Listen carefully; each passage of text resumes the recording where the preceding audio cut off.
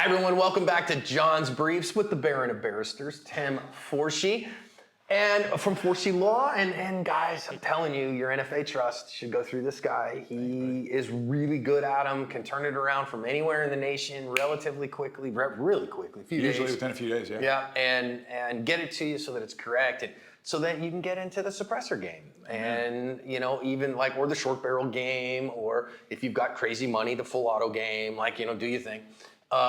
Crazy money. Holy cow, crazy money for that. Yeah, the guy I was just telling you about, yeah. Yeah.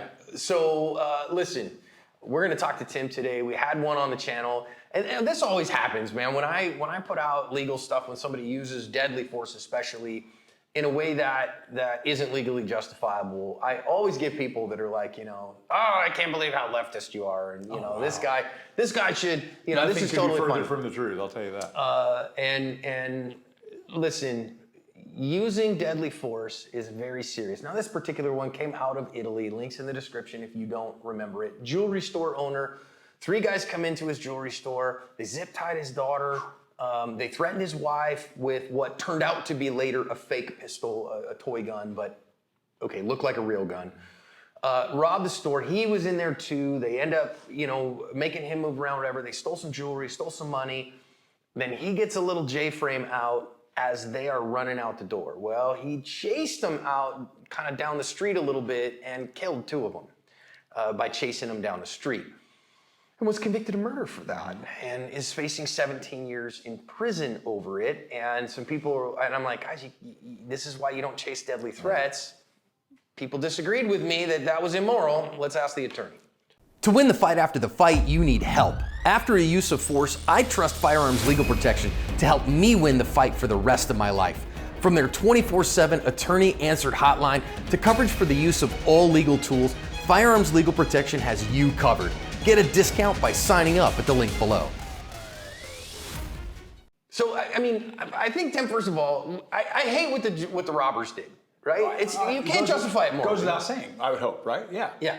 This is terrible stuff. Completely indefensible, right. And yeah, completely indefensible what they did. And completely understandable for a man who's had his daughter tied up and his wife threatened and a gun pointed at him to be mad about that. And to take that as a personal offense. And that all makes sense to me. Well, and as a father of daughters, the ultimate personal offense, right? Nothing more. The women that I basically am morally sworn to protect as best as I possibly can, I just watch them come within an inch of death from these horrible people. Yeah. Nothing's worse than that. I'm mad if they spit on my car. This is, way beyond that, right? Clearly, sure. He's infuriated, justifiably. But to me, there's this idea of, okay, so allow me a little woo here. I have to maintain enough emotional regulation in my own soul to not lose my morals when I'm mad. And especially when you're armed. Yeah. If you carry a gun and it makes you more confrontational, you're more likely to get into an argument, you're more likely to bump somebody on the sidewalk, or when they bump you, you say, hey, what's your problem? When you're gonna act more aggressive, then for God's sakes, don't carry a gun. It should be the exact opposite. You should be apologizing for things that they did all the time. You give them plenty of room on the sidewalk. You apologize if you bump into them. You're going to be confrontational. You want to completely change your personality in that direction when you put on a gun. And if you can't or won't do that, my strong advice is don't carry a gun. You're going to wind up in prison or dead. So you gotta have enough self-analysis on that to do that correctly. And I doubt that this jeweler, again, he's got a J-frame in a drawer next to the register. I don't love that, but okay, fine. And I doubt he woke up that day and said, you know what? I think I'm going to get mad enough today to go to prison for the next 17 years. Right. I think that today I would love to go to prison. Of course he didn't, right? He thinks of himself as a good person. He thinks of himself, and I'm sure he is a good person. Yeah. And I'm sure he loves his wife and loves his daughter and tries to do good for his clients. But that act of chasing, man. That was what changed it.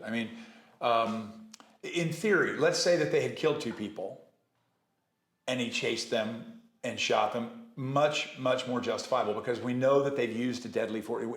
There's a reasonable chance that they could go to the store next door and kill somebody else, so they could kill somebody and carjack them to get away.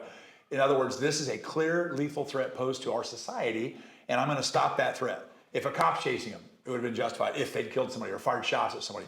As it turns out, a fake gun. Didn't know it was a fake gun, but if I assumed it was a real gun, it had not been used. Nobody had been shot. Well, it had been used to intimidate. It had been used to intimidate. That's fair. That's fair. But it had not been used as the lethal instrument that it was designed to be in terms of actually harming somebody. So, yeah, I think that when you chase them down the street, and of course I couldn't tell from the camera angles how far that was. It looked like it was maybe, 50 yards-ish in that ballpark? That's it wasn't 3 steps, right? It wasn't 3. It was a substantial, I'm chasing these people. Right. Now it looks like a hunting trip. Now it's retribution. Now it's like I'm going to get these guys, and I think that must be how the Italian jury saw it. I would assume. Now, I don't know the self-defense laws in Italy. Okay, we don't know how Italian. Well, we know what Amanda Hobbs or whatever her name was. Yeah, Amanda Knox. That's the only one. Yeah, that's the only one I'm familiar with. So, but bringing that in a U.S. context, right? So, what's the difference between Kyle Rittenhouse and the 2 guys who shot and murdered Ahmaud Arbery? And again, I don't even like naming them, quite frankly. I don't either. And the guys, so Kyle Rittenhouse was running away from a problem. They chased him, and his use of force was deemed justified. Those 3 guys chased Ahmaud Arbery for several miles, pinned him into a spot, and then murdered him. Right. And were convicted at both their state level trials and the federal trials, so multiple convictions. They're going to live in the Heine Polk Hotel for the rest of their natural lives. As they should. The difference there, chasing. Okay, so when we are chasing, we are not, as private citizens, can we say I am at risk here of death or great bodily harm? It's not I was at risk. Right. But I am at risk. It's what's happening right now. And the example I gave about the threat to society that's been clearly expressed and understood, and that would allow you to eliminate the threat that may be being posed to other people. In theory, that applies to civilians, but it really is concept. It's a concept that's really a law enforcement concept. So again, I always tell people, if you want to be a cop, I'll write you a letter of recommendation, but don't pretend you're a cop. It's a great way to wind up in a lot of trouble. Cops hate it. Judges and prosecutors hate it. Juries hate it. It's just, you're not a cop. So don't go around pretending that you got your vigilante cape on, you're going to rid society of a nuisance, because it's not going to work out for you. There is a mission difference between a law enforcement officer and a private citizen. Yep. As a law enforcement officer, you have to apprehend somebody who is a criminal, right? So if this guy we know is a fleeing felon, so it's a felony level crime, and I am chasing him, and I can reasonably say, wow, they are a current deadly threat to the community. Then Tennessee versus Garner is a long-established law of the land, 40 years of case law here, that hey, that the use of deadly force to apprehend that guy is reasonable. But as a private citizen, our mission is not to apprehend criminals. Right. Cops represent society. They're stopping a crime is a tort against society, right? A tort is a wrong against an individual.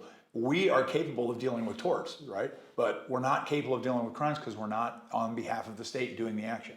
Right. Cops are. Our mission is to break contact with the deadly threat. Right.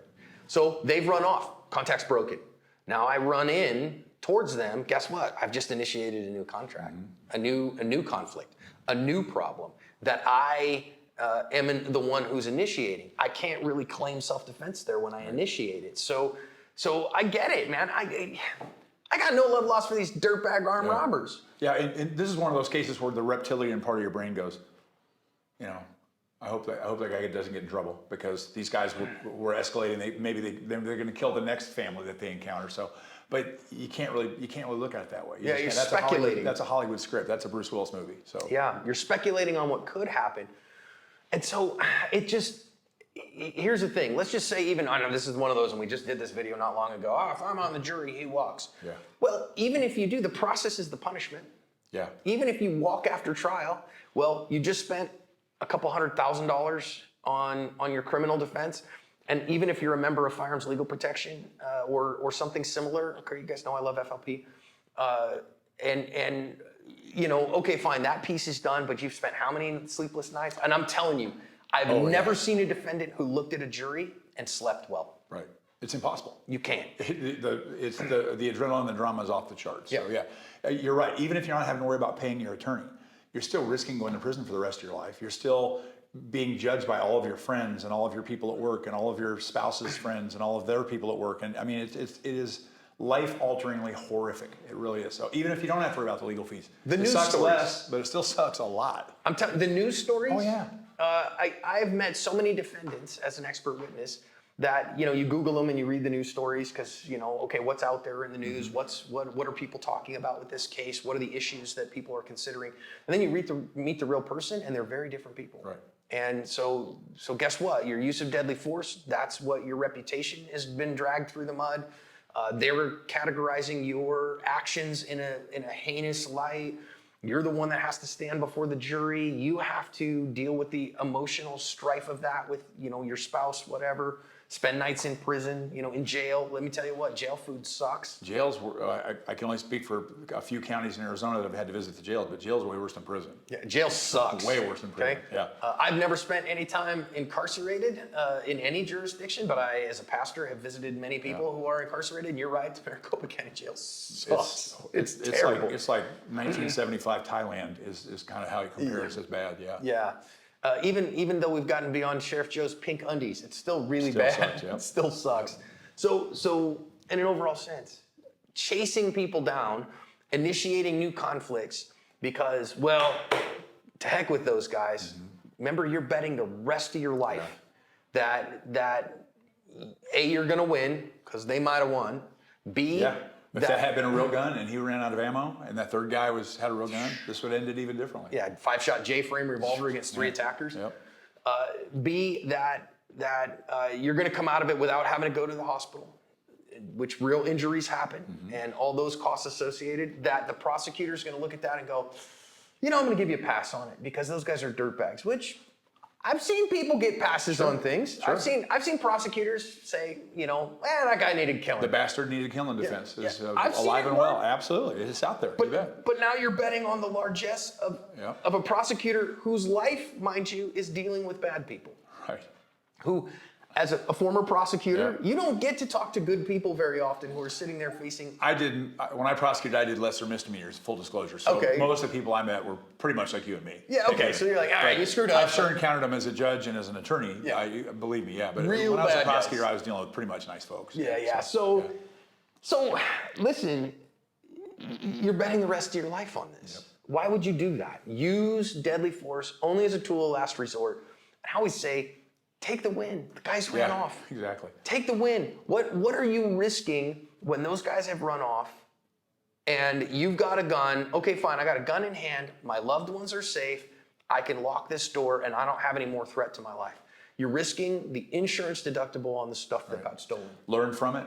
Beef up your security to where this isn't going to happen again. Learn from it and profit from that. And put the thank your insurance lucky claim stars in. when you hit your knees that night. You bet. I always get this beef too when somebody's like, well, John, not everybody has insurance. Man, if you got a jewelry store with millions of dollars of stuff in it and you don't have insurance, you're dumber than you look, okay? And I don't want to hear from you. Exactly. And then people are like, well, not everybody has insurance on their car. John wants a car theft. Look, man, that guy's got a BMW sitting there. You got a BMW and you got no car insurance?